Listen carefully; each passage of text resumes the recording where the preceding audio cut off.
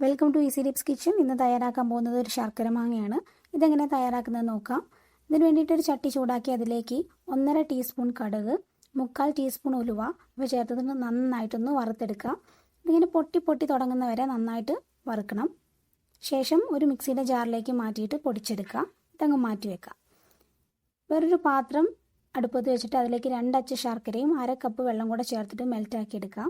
വേറൊരു അടുപ്പിൽ ചട്ടി ചൂടാക്കിയിട്ട് അതിലേക്ക് 2 ടീസ്പൂൺ വെളിച്ചെണ്ണ ചേർത്ത് ചൂടാക്കാം. 1/2 ടീസ്പൂൺ കടുക് ഇട്ടിട്ട് പൊടിച്ചെടുക്കാം.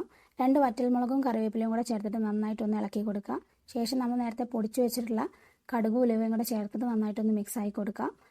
പിന്നെ ഇതിലേക്ക് വേണ്ടത് 2 നുള്ളു കായത്തിൻ്റെ പൊടിയാണ്.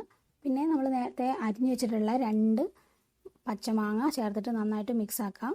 1/2 കപ്പ് വെള്ളം കൂടെ ചേർത്തിട്ട് നന്നായിട്ടൊന്ന് മിക്സ് ആക്കി കൊടുക്കാം.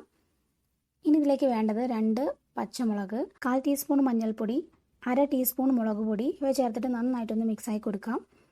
എന്നിട്ട് അടച്ചു വെച്ചിട്ടൊന്ന് കുക്ക് ചെയ്തെടുക്കണം ഒരു 5 മിനിറ്റ്. 5 മിനിറ്റ് കഴിഞ്ഞിട്ടുണ്ട്. നന്നായിട്ട് കുക്കായിട്ട് വന്നിട്ടുണ്ട്. ഈ സമയത്ത് ആവശ്യത്തിന് ഉപ്പും കൂടെ ചേർത്ത് കൊടുക്കുക. എന്നിട്ട് നന്നായിട്ടൊന്ന് മിക്സ് ആക്കി കൊടുക്കാം.